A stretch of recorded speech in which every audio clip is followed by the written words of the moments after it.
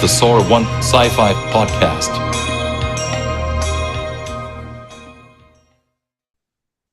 This is episode 198 of the Solo One Sci-Fi Podcast. I'm Michael Ball. I'm not joined by Martin again this week because he's unavailable, even though he wants desperately to be on this week's show. But my other faithful co-host, which you kind of are becoming now, Malcolm Patterson. Hello, Malcolm. How are you? How are you doing? And we have got a very, very interesting show. So obviously, 2 weeks ago, we had a really great chat with Todd Slayton, going on about all the stuff that he was doing on DS9. And it was amazing. I watched the episode last week, the episode where Kira and Oda get together. And I saw you, Todd. You were in the background waving and pointing at them when they did their first kiss. And you were there. And I thought, oh, my God. And I was like, I know that's Todd. And he was like, hanging out on the promenade, looking all cool and shaking people's hands. And it was so funny seeing you. And I thought, because I always thought you were mostly dressed as aliens. And there he was. That's a funny story, too. They can tell you I got in a lot of trouble. I ripped Bob's Blackman's suit twice. He made me the Starfleet suit. And I was guilty. I was young and dumb. And at that time, there was no golden time. So me and a couple other dudes raced to the wardrobe. Right. And it was raining, and I was in front, and Michael Bayless was right behind me, and he pushed me, and I slid. The day I got that suit, after fighting for 2 years to get the suit, and put a big rip in the pants. he wasn't happy. So you weren't very popular then after that, I imagine. So that's why you didn't see me in a whole lot of Starfleet, because I got in a lot of trouble over that one. I got called to the big office over that one. So, And by the way, guys, I didn't tell him anything. No, I'm not. Well, you wouldn't, would you? I mean, you got to be a bit smart and work it out. Oh yeah. So this week, after our really great conversation 2 weeks ago, Todd said that he had some of his standing colleagues who we'd actually thought, look, maybe some other people could actually join us for a sort of update and a continuation. So we actually have David Levison in the background, but I don't think it's coming on at the moment. So I have to see about David. But we have Kathy Debono. Hello. How are you doing? Kathy was a regular on Deep Space Nine and was probably best known as Impella the Dabo girl. Would you say that was your main character? I would say that's probably the most recognizable one. If you're going to recognize me at all, that would be the one. Otherwise, I'd be under a lot of alien makeup, and you probably wouldn't even know that it was one of us. Yes. Yeah, it was actually interesting. And it's really funny because before I was looking up, and I was saying this before we hit record, that I did recognize all of you. The other person who I was just saying as well, I recognized from an episode with it was Nog and Rom where they were fighting over something, and she gives this very disapproving look. Was Robin Maselli, who's joining us as well. Hello, Robin. How are you doing? Hi. And of course, you were probably best known. Now you play various aliens, but you're probably best known as the Bajoran on the promenade. Would that be a fair? Well, I was actually hired to be in the ops department. Okay. Yeah, I was a Rust outfit like Kira. Okay. Yeah, that was when I was originally came to my audition. That's what they cast me as, because I had a look of the way that they looked in ops. Yeah. With the high cheekbones and some of the girls that work there, you can kind of see that they all look a little bit the same. The ones in the Rust outfits. Yeah. So I mean, obviously, I always ask the people what it was like wearing the alien makeup, but I suppose the Bajoran with the nose, it wasn't too long in the makeup chair. It was still a couple hours in the makeup chair because I'm having to blend all of your face and everything, and then our hair too. I don't know if you can see any pictures, but my hairstyles were a character in their own right. What I'm going to do is I'm going to add some pictures of you all, if you don't mind, like I did with Todd the other week as well, just to show some of your various guises, as it were. But I mean, it was amazing because I mean, we were just saying, Malcolm and I were talking about how impressive we were about some of those sets that were actually made for the show, and how a lot of them were stood for 7 years. And they were quite large sets, weren't they, for the time? I mean, they were very realistic. I thought. And the promenade was awesome. I mean, it was just like a whole city in itself. Yeah, I mean, I mean, I suppose your part of the world, it never got cold in there because you've got quite a good climate. It was like if that was built in the UK, I guarantee you, it was like a January morning. You come into the promenade, and we would be all freezing, wouldn't we, Malcolm? We'd be absolutely perishing. Yeah. Well, when you were in actually, Todd and Kathy know this too. If you're in really big alien outfits, you wanted it to be a little cooler because it was a lot to wear. Oh, I can imagine. Especially Todd Gore. Oh, the Breen. The Breen, that head on there. I don't know if you guys were there, but one take they took it off because I was losing it, and just steam came out the side. And Jeffrey goes, "Can we take a minute?" Todd, Like that. Todd, I didn't know you did the Breen. I did the Breen as well. Yeah. Yes, you did. You did the Breen as well. He's not lying about that. That was the only, like, we've done all the alien makeup, and a lot of it was, you've got to have your calm and your zen about you to wear some of this stuff, or you will freak out. It's lucky you didn't actually suffer from out with the Breen head too. The Breen head, it was not designed to be on someone's head, Todd, because I had the same feeling. Yeah. Remember the episode where the Breen got killed? Mm-hmm. And it kind of shakes and like dissipates or whatever. Yeah. That was me in the Breen costume on that day. And could you see out though? Could you actually see out the helmets? Because you can't see the eyes on the costume. Like it's just like no, this. Like this. Yeah, we both did the same like thing. That. Yeah, that's it. That's it. You can't see. You can't see either side. It was the concentrating on the breathing. And I remember listening to. I knew all the actors' lines because we'd run the scene a million times. And I remember listening to the lines around me and just waiting to hear cut, waiting to hear cut, waiting to hear cut, because I couldn't wait to breathe or rip that thing off my head.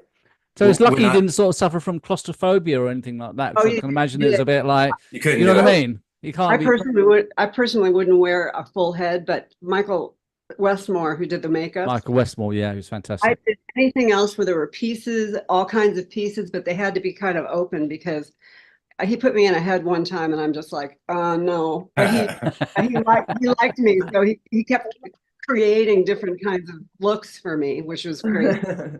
Yeah, they experimented with me. They created looks for her. They threw everything on me. No, at this point, my co-host Martin's actually joined us. So hello, Martin. Hi, everybody. Hello. All right, mate. Now, Martin said he couldn't make it, but he's obviously joined us now, which is a nice surprise. So let me ask you, because he really missed the conversation with Todd the other week. Have you got any questions for our panel? Anything your end you want to share with us? Yeah, I'd like to ask, was Marcolemo very important when he had the costume on?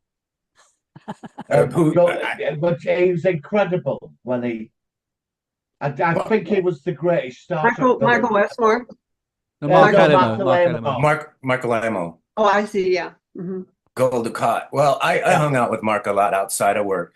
And for me, in my experience, being in makeup with Mark and being on set and then hanging out, we're both, like I said before, big Laker fans. So I used to drive up to Toluca Lake sometimes with my kids. He had a restaurant out there called Adobe Cantina. Oh, wow. And it was just a whole different thing than when we get on set and he'd start becoming Ducat. And like Kathy was saying, we had the pleasure of reading with a lot of these actors. Yeah. Kathy, I sent Kathy and Robin a little anecdote about a run-in I had with Terry before on a reading. But Mark, for me, hanging out with Mark, watching him interact with my kids, and then going on set and seeing that just smug, nasty villain was evil, just for me. Like I said, guys like him, JG, even Casey, Jeffrey, they were just on a whole different level when they came in. They weren't regulars, so they had nothing to lose, everything to prove. And I tell you, Mark brought it every single episode. Even now, when I watch him, his presence, he is the greatest villain in Star Trek to me. I think so. I've seen him in so many shows, even outside of Star Trek. I'll see him in the. Martin's not a big fan, but the classic Incredible Hulk from the 70s, he made a couple of appearances in some of the episodes. Really? And he was great in those old episodes. He was just that he's got this charisma, isn't he, about the way his voice and his body language. And I always thought he was so well cast as Ducat in DS9, I think. And I think that's one thing, strengths about your show, that all the actors involved in whatever they're doing were so well cast. And I think that was really, really interesting. I suppose we You're lucky enough to have the most amazing actors on our show. I mean, I stood in for Louise Fletcher. You know, I was like her girl that she liked because she trusted me. She knew I was there for her. And what was Louise like? Was she really nice? What was she like to work with? she was great, but you know, everybody always had this idea of her in the movies. You know. Yeah, Cuckoo's Nest. Yeah. Yeah. And, she was great. We had a great relationship, but when she started her character, she would get into it. Two different people. Yeah, it was two different people, and I just loved her. She was somebody that I really enjoyed. I met the actor. I forgot his name now. Sorry, Garrick. I met him in the Star Trek. Right, Andrew Robinson. Years ago. Amazing. Andrew Robinson. They had a Star Trek bar in London. It was done out like the Enterprise. It's gone now. It shut down, but it was there for a long time. And they used to get people in. They got Terry Farrell and people. They used to come down for the night, like, and mix with the fans. And I met Andrew Robinson. He win an Oscar. Was up for an Oscar for the Clint Eastwood movie when he played. Monty Scorpio. Monty Scorpio. He was like a psychopathic killer. He was unbelievable. And when I first met him, that's all I could think of. But he's the nicest guy. But I know. It's funny with him how he started off with just one episode and he was just so popular that they just kept calling him back and back. And by the end of the show, he wasn't a major character, but he was a very high up character in respect to the ensemble of because he had a lot of great recurring characters. He had the main cast, but they had such a great sort of additional cast of well-defined characters. I mean, I suppose at this point, let's go to you, Kathy, because obviously, again, you play various characters, but what was it like being a Dabo girl? I mean, do you still kind of get people shouting Dabo at you and recognizing, or are you well past all that sort of stuff? You know what I mean? I do it all the time. People do find me on social media Right. from Impella, the Dabo girl, and send a little love or there are some guys in Germany, maybe you're the guys, I don't know where you are, but who got the address to my private practice and were sending me photos of Impella and having me sign them and send them back. Right. And photos in the Klingon outfit. I'm just so impressed with how much people love Star Trek and that they can find us, this little bit small piece of the world and still have appreciation for it. There's a guy on social media, I don't know his name, but clearly a big Star Trek fan, that sent me a photo of an action figure that he made of Impella. He made it himself. Wow. And That's he got good. he put the red lace across the body. And so Impella was really fun for me because I'm 6 feet tall, and shoes they put me in for Impella were like 4-inch wedge shoes. So just kind of using that whole idea of this larger than life, kind of Dabo girl. And it was fun for me because I got to just sort of be in all of these scenes, these great scenes on this great set with this, just be a part of the set, this amazing costume on. And sometimes I was draped over Quark. I was like Quark's girl. Yes. So I felt like in Impella, I really became a part of that world there in Quark's bar. Yes, and you were sort of there a lot in the later seasons, I think, if I remember correctly. And the later seasons, correct. Yeah, exactly. I mean, Kathy and I came together. We came both in the 4th season. Yeah, I know that you came in the 4th season. And I was there the whole time. I know, that's right. You were there from the start. Robin was a set mom. Robin guided us through a lot of, took us by the hand and really helped us to learn the ropes, But I think, Robin, you obviously worked in DS9, and you also ended up on Voyager, and I think you even appeared as an alien on Enterprise as well. I had some days on Voyager and a little bit on Enterprise too. So it's nice that you actually was it interesting working on the different shows and seeing how different they ran, or was it all like similar? It was a lot of the same directors, and LeVar and Frakes, and Frakes, yeah. But I'll tell you something. One thing about Star Trek is that when they brought people back, it wasn't just because they were great actors, which they were. Mm-hmm. It was because they liked being there. They were good to be around. They were, they weren't there weren't a lot of actors that were real uppity, and they just joined in. It's like they felt like part of our crew when they were there, like Louise and Mark and stuff like that. But, Yeah, they said about when Patrick Stewart did Next Gen, he thought he was going to get cancelled, and he comes from where I come from in Yorkshire, and he's a very Shakespearean type actor, you know, like the theatre, and he was a lot of hard work when they first started, and they wound him up so much. One day he just cracked his bust out. I heard about that. Oh, Yeah, yeah, the first that season sounds was very familiar to me. serious. Yeah. Eventually, he thought, no, this is a fun group. Let's just sort of like loosen up a bit. And I think that's fascinating. How you know, you go into something you're not familiar with and you act a certain way, and after a while, and maybe you guys all had the same feeling that you thought, yeah, this is a nice group of people, and we can relax a bit, and we can make friends, and we can hang out and chill out and do the stuff that you're doing. I did notice that some of the people who Dave played, some of them freaked out in their makeup and they had to recast them. Really? I mean, that's the thing. I remember, I can't remember his character. There was a character on Enterprise who he played a reptilian Zindi, and I remember that I can't remember who it was now, but he really had problems with the makeup. Yeah, where he actually played Negan on The Walking Dead. I can't remember the actor, but he appeared on, and apparently he was like claustrophobia. And it's amazing how, I suppose, an actor, they might not have done an alien acting job before where they have all the makeup, and it might be something completely out of their comfort zone. Did you ever feel that? I'm claustrophobic. I'm completely claustrophobic. And the difference is I'm claustrophobic of confined spaces. When I was in the makeup, like I spent 13 hours doing a makeup with Mary Kay that was on set or was on scene for half a second. And if you couldn't handle that, but my grace as someone who's actually passed out from claustrophobia was I knew I wasn't confined. I could run. I could rip this off if I had to. So that was how I coped with it. But I've been and I won't name any names, but I was there when a couple actors couldn't get in makeup, and you're talking about like 4 o'clock in the morning, we got a problem, Right? You know, When you're going to be a Klingon, your call time is 3 a.m. I told them. You get there at 3 a.m. All three of us did that. Is that the longest? Is that the longest makeup then? The Klingon, is that one of the hardest probably. ones? I mean, Probably, you know what? in general. Even Impella took 3 hours, and you would wonder why. Really? Oh, I'm Because surprised she at was. that. Really? There was one episode. I don't know if you guys recognize this. Here's a real Star Trekky test for you. 3 hours? There was one episode where a makeup artist put extended earlobes on Impella, and no other makeup artist had done that. Like, I didn't always have the same makeup artist when I was Impella. None of us. And so she put these long earlobes on me. So I was like, oh, I guess Impella's part alien.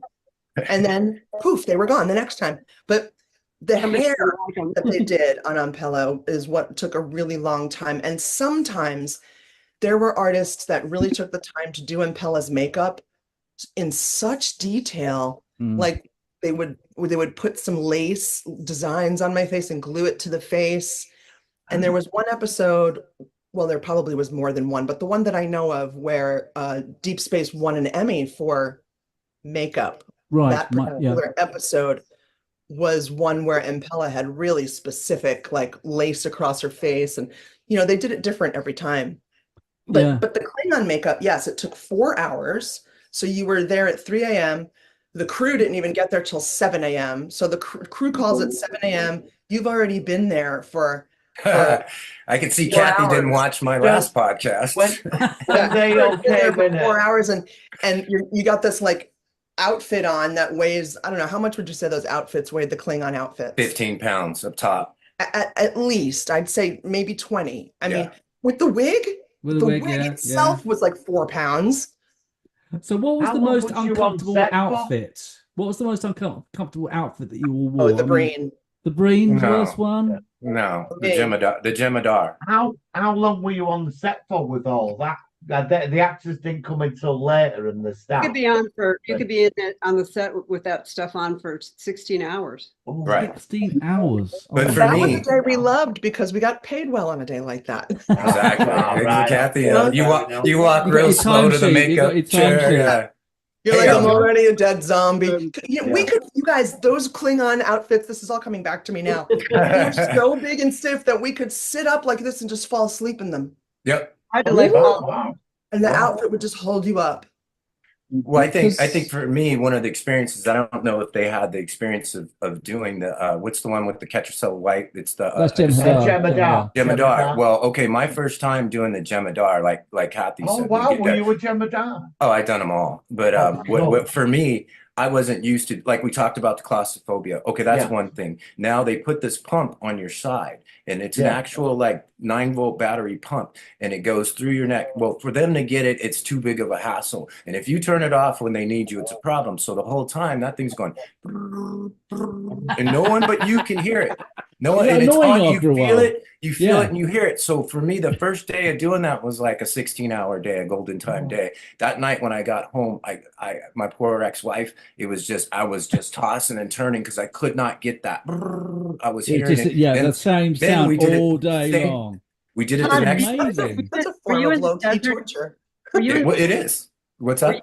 Todd, were you in the desert when they did the Jemadar? Oh yeah. Oh yes. I was too, and my job was to bring water to them, and they were sitting in cars with air conditioning. I was one of them. It was Greg Morris. Yeah, and they take your gloves off, and water would literally pour the outfit. Oh, when we would shoot at the rock quarry, Oh, there was like 110 degrees in the rock quarry, and I've never been in a Jemadar outfit, but I remember looking at those guys and thinking, man, God bless them.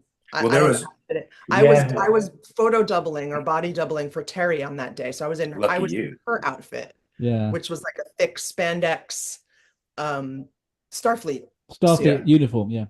Well, that particular day, one of those days when William Morris was on set, his son, what's his name? It's not William, his son. But anyway, I remember, and I've told them about this, they'll tell you, it's hurry up and wait. So we're standing there in the desert, and I'm like right on the right. Michael Bayless is on there. We're flanking that main actor. And they kept cutting. It was BC. She kept going, well, wait, what should we do this? And I've never seen any actor. He blew up on BC. He goes, we're tossing it.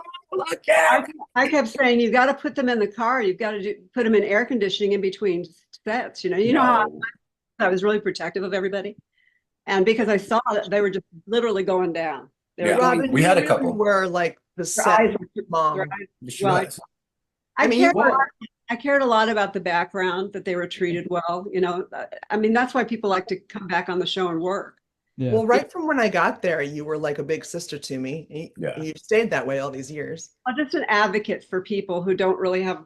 You guys had more of a voice because you were stand-ins and worked on the show. When you came on, you had a little bit of a higher. But some of those people had no voice, and so I just wouldn't stand for it, especially after I was there for a little bit, seeing anybody not treated well. And it never happened very much, but a couple times with the people it did, and I didn't like that. Yeah, the truth is there's egos. I mean, we're Hollywood players, but even in the background, there's certain egos that, people have their fragileness and whatnot. And a lot of times, being what you would consider an extra, you get a little disrespected. And Robin was always there, and she did it more diplomatically. I was young then, and I did it with a lot of yelling and stuff like that, which sometimes works. Did you stop doing it that way, Todd? Did you stop? I did, Kath. I did. I grew up. I'm 52 now, guys. Brother. Robin was my big sister. Todd was like I was like the do unto others. I'd go up to her and say, "Would you want to be treated that way?" No. Do unto others, and others would do unto you. And I go, no. It's what I like about this is that you're all sort of reminiscing. I mean, Deep Space Nine finished in 1999. That's a long time. That's 25 years ago. We were talking about that. We thought, I wonder if they'll even recognize us. No, I mean, obviously we do, but it's just amazing how that time's gone by so fast. And it's still, and I said this to Todd that when he came on the other week, that, we still really appreciate that everyone involved with this series and how it does mean a lot to a lot of fans, and this is you're part of that legacy. And I think that's great that you've done that. When Deep Space Nine, like the new season would start, your life would stop.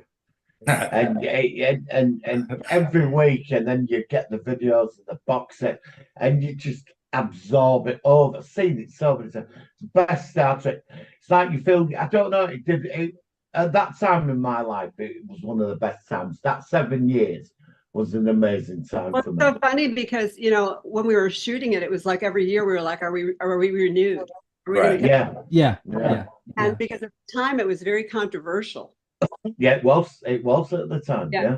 But one other thing I just wanted to say too is our relationships we had relationships with the writers, the directors. I mean, we knew they'd come down and we spent a lot of time with everybody. So it was not I mean, we were there not all day. When usually we say all day, you think 8 hours. 8 hours was a half a day. Nothing. Wow. Luckily, we really enjoyed each other. I remember like fits of laughter where you just can't stop. I remember, so a stand-in's job, and you guys probably know this, is we're meant to be there every time the actors are called to set. They're going to rehearse a new scene.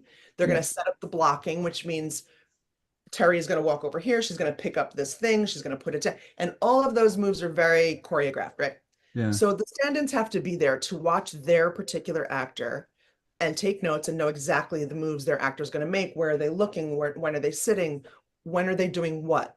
So that while the actors go back to hair and makeup and get ready, the crew is now setting up the lighting and the cameras, and the stand-ins are doing all the moves in the scene. So sometimes these days would be so long, you might wake up from a nap on some dark set and realize they're halfway through a new scene and you haven't been watching. Did you fake it? And you run to set, and oh my God, trying not to get caught out until you made it. One of us would know that one was missing. We watch taking notes for the other one, and I'd pop on set like, oh my God, I missed the beginning, and Robin would be there and be like, okay, she's sitting down on that line, and then she walked over there and she picked up that thing. And these are just the kinds of things that were coming back to me when in anticipation of coming here today, like remembering my experience there. Well, listen, we were just talking off air about obviously the size of the actual sets involved and how it was sort of done. I mean, I suppose a silly question to ask is that if any of you have actually worn a Starfleet uniform, are they really uncomfortable? Because they've always looked really tight, and what are they like?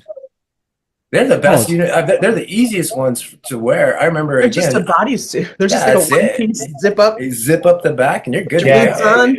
There's hardly any makeup. I mean, the makeup is when you go to a convention.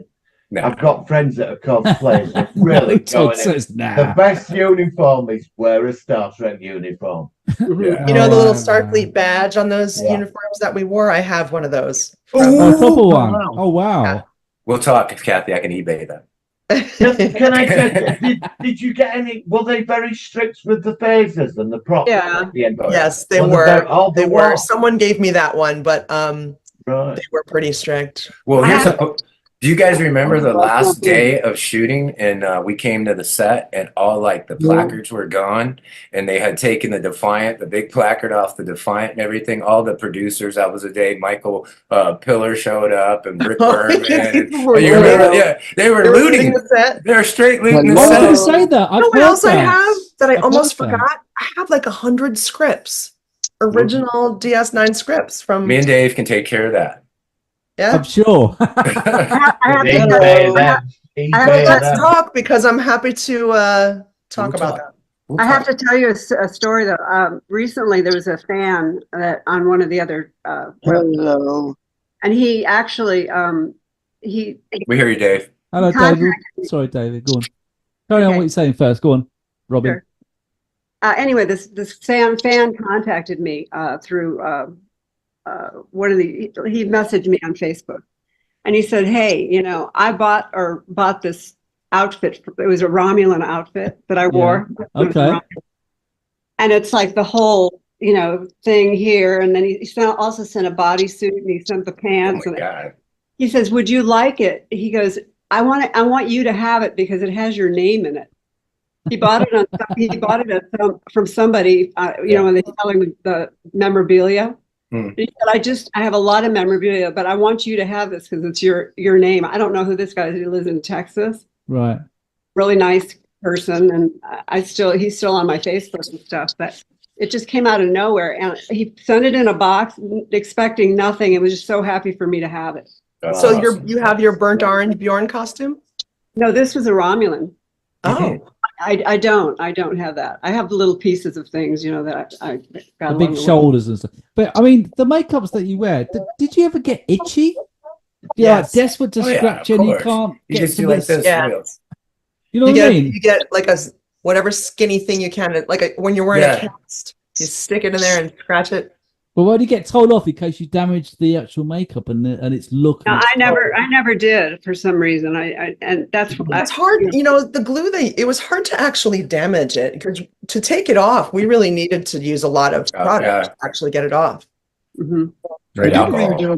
I did read a couple of days ago that Nana visits her, who she wears the Bajoran makeup all the time, but in one episode she had to have the Cardassian makeup on, and she freaked out. She literally had to tear that off when she was finished. She got the massive claustrophobia from it. No names. Yeah, we did this all the time though. Like it was every day we were either on something or, the day players when they'd come in and they'd go, "Oh, this is uncomfortable," and this that, and we're like, "Yeah, whatever." You know me. I wasn't having it. No, it's like you're getting paid the big bucks. Just be quiet.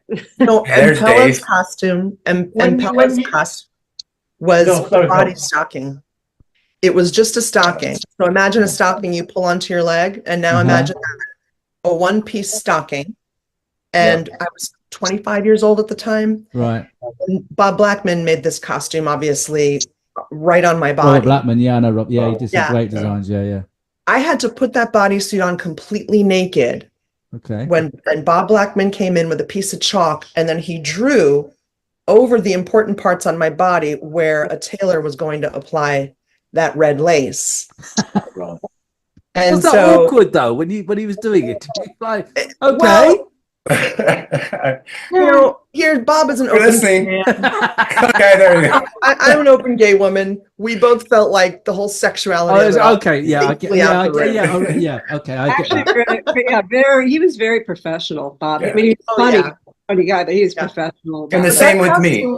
When I would take it off, it would be in my, hold it up. It was like as big as a sock. Right. And then you stretch it out and put it on. And even when I wore it on set, I was completely naked underneath it. It was just the lace. Covering the important parts because there was no way to wear anything underneath it. You could I still remember the costume from watching the show. So I can imagine it was interesting to design and wear. So shall we put it that way? So you have the Klingon costumes that are like 22 pounds and you have... That's all right. You'd rather be a Klingon than... Yeah, fair enough.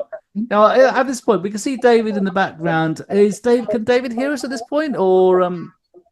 let's have a look because his mic is going on and off. Yeah, it's going on and off, and we've had troubles. We're going to talk to Broik himself, but I think he's still just in the background. So if you can hear us, David, so sorry. We'd love to chat to you, but it might not be your day today. There he is. He's there. I can hear him.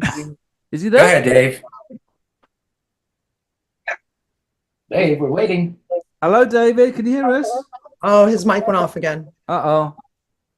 He's having troubles, guys. No, all right. Well, we'll keep an eye out for you, and hopefully you'll be able to be involved. And we want to hear a bit about Broik. I'm here.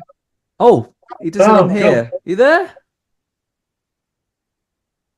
No, he's gone again. No, all right. Well, maybe we could do something later on. See how it goes. No, he's back. He's back. Okay. All right, David. How are you? If you can reply. Hello. If it wasn't for technology, I'd be fine. No, we can hear you now. This is it. We've made a breakthrough now because ever since we started this tonight, or obviously this afternoon, your time, you've been in the background, and it's like we want to talk to David. We want to hear about Broik. So, if we can hear you, what was it like being on Deep Space Nine and playing obviously various roles, but Broik in particular?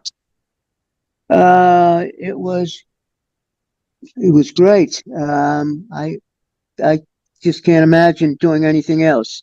I started with Next Generation, a couple of things, and found myself on Deep Space Nine. And you were in Frame of Mind in Next Generation Season 6 in the Asylum. Right, as an alien. I remember seeing that, and it was interesting. Obviously, you got hired as Broik. But you played. I mean, obviously, Broik is the well-known character that you played. But did you enjoy all the makeup like everybody else, or was it just something you just had to suffer for the actual role? No, I didn't. I thought I would hate it, but I didn't mind getting up at 3 o'clock in the morning to be at Paramount at 4 or 4:30. Right. And at first, it was 2.5 hours of makeup. when they were just getting started, figuring out how to do it. And then eventually they managed to trim the time down to maybe an hour and hour and a half, something like that. But I didn't mind it at all. That's great. I mean, obviously you and obviously Kathy worked with Armin Shimmerman. What was he like to be to work with quite a lot? He struck me as a really funny sort of guy. Was he fun? Can I just interject? Sorry. You know, Armin Shimmerman was in the Next Gen episode. It's the first Ferengi. Yes, he was. Yes, he was. Were you in that episode as well, David? What's that? When Armin Shimmerman played the first Ferengi in Next Generation, were you in that episode? Yeah. Oh yeah. Oh, wow. Not in the first one, not on Next Generation. Right. Right. You were standing in for him then, weren't you, David? Well, I was standing in for him, exactly. Yeah. And he always stood in for him till the very end. But Amen, Aaron. 7 years. Yeah. And so to answer your question about Armin, I can't think of a nicer person. Yeah. He is a real sweetheart, if you'll excuse the expression. And he was fun to work with. And I never saw him bent out of shape or anything else. So, and plus he's a very good actor. I remember the only one time Armin really cracked me up was on a Avery episode, and I don't know if you guys remember it, but he was directing, and we're all in the promenade, and it was the other dog, Chase Masterson. Oh, and Avery was directing, and I was, kind of shadowing Avery at that time because like I told you, John Bennett, his stand-in, would like to go off and do stunts and do other parts, which was respectable. So Avery would always have me kind of be with them and on the set. And one day, and they'll get it. Kathy and Rob will understand this. Avery came. He's like Kathy explained about blocking the scene, and they're rehearsing the scene. So he was dealing with something over here, and he turns to Armin. He said, "Hey man, what you got to be in the background. So you like a flower and a bee. You just you pollinate, you pollinate, you pollinate." He goes, "You dig?" He goes, "You dig?" And he goes that way. And I was standing next to Armin, and he looks at me and he goes, "Todd, what the hell did he just say?" I was dying, and I said, "He means just go talk to people." Oh, okay. Why didn't he just say that, Todd? I was like, well, at this point, let's just say it's Avery Brooks' birthday today at the time of recording. So happy birthday, Avery! Happy birthday, Mr. B. Did you all watch that amazing Deep Space Nine documentary, fan-made documentary? Oh, that was really we good. did. One thing I loved it. I thought it was great. We went to see it. Very touching. But one thing we said is that, after we watched the whole thing, I said it was really good, but it didn't have the perspective of us in it. No, I got the same. And we were there every day. It's like they were talking to everybody like they knew everything that was going on, which is, was understandable. Yeah. But we saw the nitty gritty every day in and out of that place. Like, there's so much we can't tell you. Put it that way. I appreciate that. I said the next one should include us because we've got a lot of better stories than they probably have. Well, the funny thing that just rang a bell with me was a story about Patrick Stewart just having enough. Really? We had our captain one day. He had enough one day. He had enough. He's like done, was he, kind of thing? Yeah. Well, I was going to say we had Brian there not helping guys. You know what I'm talking about. Yeah. Yeah. At this point, Malcolm's reminded me that to ask you, Todd, about because otherwise we're going to forget about it. You had a Louise Fletcher story to say or something, and we got to ask about that before. Otherwise, we're going to miss it. Tell us about that story. Go on. Again, I came in year 4, and you know, I watched the show, and I saw Louise on the show, but I didn't really recognize her. I'm old school. Of course, I know her as Nurse Ratched. Yeah. So who doesn't? They would hand out the call sheets at like what time? Like 6 o'clock or so in the evening for the next day. And I'm walking around looking at the call sheet. I'm like, Louise Fletcher. And I'm like, Kathy. Well, not Kathy per se, but I'll be like, I go up to like Ralph Johnson. I go, Ralph, Louise Fletcher's going to be here tomorrow. And they're like, okay. And so then I go ask somebody else, and they'd be like, I tell somebody like, oh, yeah, Louise. And I'm like, okay, Todd, So the next day, Louise is on set. She's Kai Wynn. She's dressed up and she's just sitting there looking at her script. And I walk over with we had on set like a craft service crazy, and they bring in like a coffee guy every now and then. So I'm sitting there and I got my little coffee frou-frou or whatever. And I go up and introduce myself to Louise. And Louise is like, oh, good to meet you. What are you drinking? And I'm like, oh, I got a little coffee. You got the coffee guy out there, whatever. She goes, oh, I'll take one with two squirts, and let me get a little pump with some foam on top. And I'm like, move, everybody. Louise needs some coffee. And so everybody, oh, Todd's getting Louise coffee. So I run up, give her the coffee. Thanks, sweetheart. So I talked to her for a little bit. Next day, I'm walking by the set with popcorn. Louise is like, hey, honey, where'd you get the popcorn? I said, over at, craft service. She's like, can I get extra butter? And I said, oh, that's why everybody's staying away from Louise. So it took me a minute to learn. So you realized that you learned. Oh yeah, that Louise knew Louise knew her celebrity, and I was excited to do it, but I learned quick. I was like, stay away from Louise. She was funny though. She really was a good person. She kind of had a dark sense of humor. Did she? Yeah, she'd work it a little bit, and when she was doing her scenes, sometimes too, because she was supposedly that evil person. Yeah. You'd see her go into that, and then she'd come right out of it. She'd laugh. Frightening. Yeah. So, but the one thing about our set is that people had their moments. Yeah. But nobody ever held it against anybody forever. It's like I didn't really have too many moments, except for laughing my ass off with Todd and Kathy about sometimes we got into some laughs that I couldn't even stop. Yeah, we'd have to go outside, literally. No, Kathy, tell them the story about the Klingons. The funniest story that Robin and I can remember, that we still every once in a while, you get a story that becomes one of your own classics within a friendship, and you have to retell it because it kills you. I hope it translates to everybody else. It may not, but I was in my 20s, right? And I come in 3 a.m. one morning get my Klingon makeup on. And I'm already in an emotional state of drama from my relationship. I can't tell you at all what that drama was. I don't remember a stitch of that. It was just kidding. So, I'm obviously waiting to see Robin because she and I were very tight. She was like my big sister on set and my dear friend, and we laughed a lot. And I'm in my makeup, and I'm crying and trying not to cry because they have to keep fixing the makeup. And Robin walks in, and she comes over to me, and she's always had a very dry sense of humor. And she just stands there and looks at me and goes, "You're the ugliest Klingon I've ever seen." And we just, I lost it. She had a really bad makeup artist that day. And I think I was in was I a Klingon too? I don't remember. Yes, you were. Yes, I was you were. Klingon. I had a great makeup artist. I looked like beautiful Klingon, right? I looked at her, she was like this green color. She looked like she just. I know who did that makeup. Oh my God!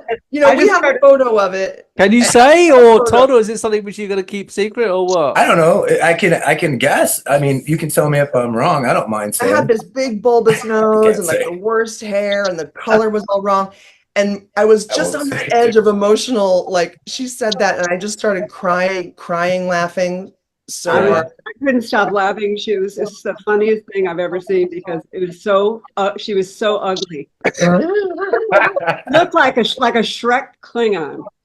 When you're in your 20s, you don't want to ever look ugly, even in a Klingon. Especially when you're fighting over somebody, a relationship. Yeah. Hey, Mike. In that first clip that we did, one of the first pictures you used was a picture of myself and another Klingon having a cigarette. That's Kathy. And you're joking! I didn't recognize. Bad influence. We call that bad influence Klingon. Oh, okay. Well, I'll have to, if I remember, I'll mix it in with this week's, and obviously we'll feature it when I do the edit afterwards and things like that. Yeah, that was me and Todd.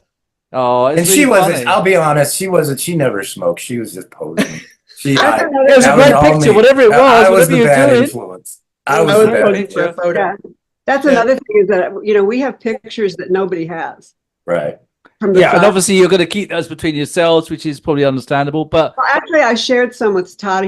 Probably you got some of them, or when you not yet. I'll send it to him today. Yeah, but a lot of those nobody has seen. But Well, if there's anything you're willing to share with us, then that'd be fantastic. I mean, obviously, I mean, the whole point of doing this, and like I said, this is kind of exploded because when we got in touch with Todd because of the Deep Space Lovers Facebook group, it kind of just started from there. And it's been this is a great thing where sometimes when you're doing podcasts and stuff like this, and you get just an opportunity sort of just comes along where you can actually really get involved with people. And, we've had such a great time.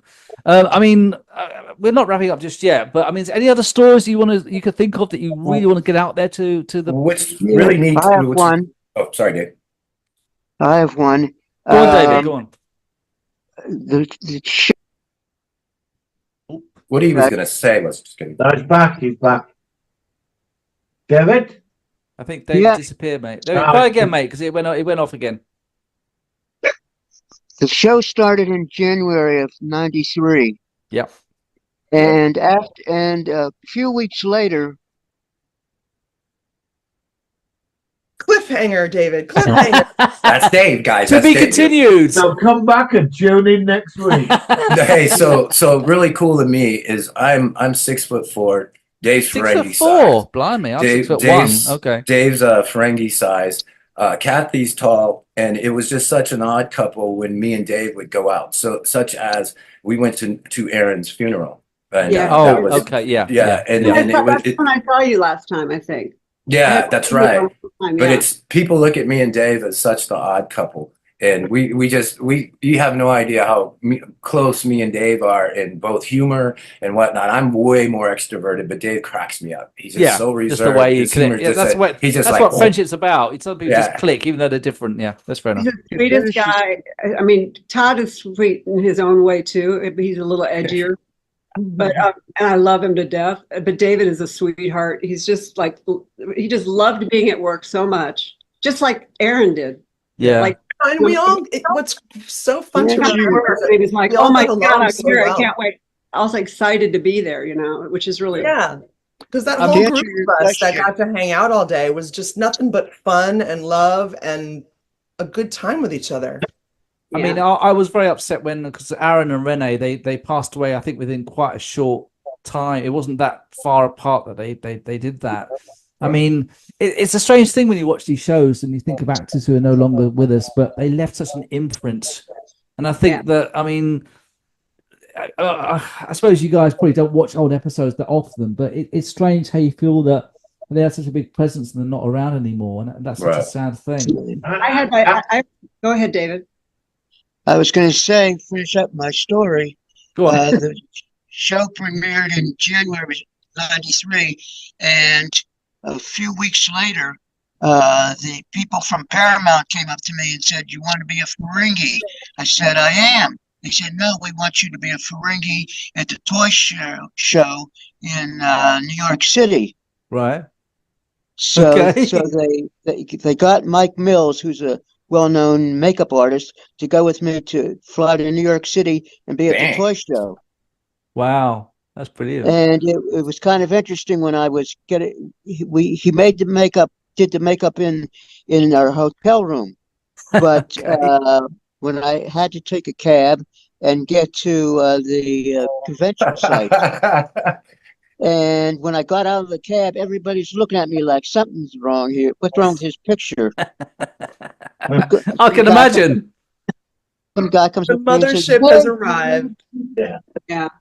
The one thing I was going to say about Renee is that he was we had a lot of scenes where I was there because of Salome, because I was sort of stand-in too. Salome, yeah. Yeah, and she'd have to leave because of her makeup or had to make a call for the next day early. They'd let her go and I got to do lines. I'd stay behind the camera and do lines. And Renee was one of the people that really encouraged me to, like, sometimes they just want you to say the lines and not be anything and just be really straight. Yeah. Flat. I don't want that. He goes, I want you to do what you can do for me. I would like you to do that. So he actually let me spread my wings a little bit and do, just come out of the stand-in thing and saying, act for me, because I want something to, have. And that was one of the best things. He was really a great guy. I liked him so. It's funny because obviously some of the actual cast did direct episodes, which of course would give a different perspective to you. I mean, you see, it was an actor 1 week, and then they'd be directing you and telling you what to do. So was that a strange thing when you used to them in one perspective and then changing as a director, or was it? Yes. Yeah. Definitely. Yeah? Was it? It wasn't for me. You felt like it was weird? Well, they trusted us to be in the space, which is good, Well, I felt like it was very comfortable when one of the actors was directing. Like one of our own is here, and well, you had about 4 or 5. You had, I think, Avery, Renee, Michael Dorn. Yeah, Michael Dorn, did he do one as well? Yeah. He did more than one. Yeah, he Sid did one, didn't he? Alex did one, didn't he? I remember Alex about did Michael one as Dorn well. directing. Can I just add about the director thing? Because I used to watch the I see their names pop up like Roxanne Dawson, and she's like, Voyager. Did Paramount have like an internal training thing to train people to become directors? Didn't that start with Jonathan Frakes? Because Jonathan Frakes was an actor. I know about this. Jonathan Frakes was an actor, and then he expressed interest in becoming a director, and eventually he did. And correct me if I'm wrong, but that kind of started from there, and then some actors were approached. Is this right, guys? Am I wrong? Would you know about this? I would know. They were approached, or they would want to direct. They would put it out there that they wanted to be directing. And then they were considered for it, and most of them got it, but some didn't. But I think it's quite interesting. They needed a lot of help from the DP, Okay. Yeah. But I know that Jonathan Frakes was the catalyst for that kind of aspect, and that actually followed on to DS9 as well as Next Generation and Voyager. He was a pretty cool guy to work with. He had a lot of humor, but he kind of pretty much knew what he was doing. Yeah. And my mother, she really liked Jonathan Frakes. She used to always say when he was on, I know he's a really nice person. He's cool as can be. All the time. Well, of course, he appeared as in an episode as Tom Riker, and of course, he directed some of yours. I think around season 3 as well. I think it's before you were on there, Todd. But I don't think you actually worked with him as a director, did you? On DSL? Yeah, definitely. And I worked with them outside of it. I worked with him on Angel, the show Angel. He was direct over there. He did an episode. I was stunt doubling in hiatus. I think I told you guys for a character named Gunn. And Judy Brown. Yeah. Judy Brown was our script supervisor, and she was script supervising on that particular episode of Angel. And it was myself, Jonathan, and Judy, and we pretty much hung out the whole time because we knew when this was over, we're going right back to Deep Space Nine. It was like our last year. But you kind of knew that was happening, which is really cool. That's brilliant. Yeah, so I had the pleasure of working with them as a director outside of Deep Space. I think it's incredible how close you all are. You can feel your closeness, all of you, like a family. Yeah, definitely. I think it's also great that it's also sort of like been like a reunion for you guys. It's kind of like you've had a proper catch up. So I think we're going to sort of wrap things up now. So any last words from you individually about working on this series? So let's start with you, Todd. What was your last opinions or your last words about the show? I think for me, my job, like I said before that, was quote unquote discovered in Idlewild, California. I was working for the state parks. I used to watch Deep Space Nine on Sundays with my parents. I left. I after the MTV thing, I started modeling, shaved my hair. Here I'm now I'm working with Avery Brooks. Yeah. Avery Brooks was, like I said, Hawk, Spencer for Hire, and whatnot. Yeah, so for me, that was just amazing. That was amazing. And then going in and becoming and I'm probably gonna do like Robin. I could see you got a little climped a little, with talking about Renee, but for me, the relationship I built with Brock. Yeah. Really special. Right. That's brilliant. That's really fantastic. Well, let's ask you, Robin. How about you about working? I mean, obviously you mentioned about Renee. Any other last words about the show?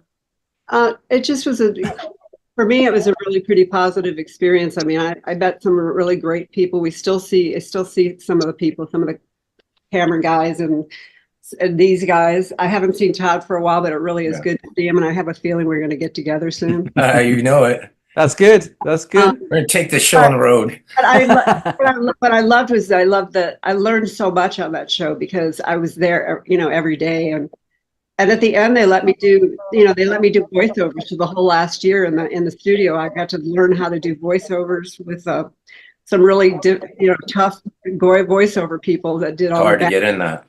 Yeah, and I was able to do that because of one of the producers who is still a friend of mine, who is Steve Oster. And yeah. And I think we just tried, we proved to them that we were just, they just kept wanting us back. We had 7 days or we had a whole, they paid us for all week, whether we were there or not, because they wanted to keep us. Brilliant. So it was a full-time job for 7 years. And I was like, where do you get that? When you do it. Yeah. So it was a good experience. How about you? Also, I just want to say the fans are amazing, and they really are fun because they know more than we do. But we appreciate what you've done. Yeah. Kathy, how about you?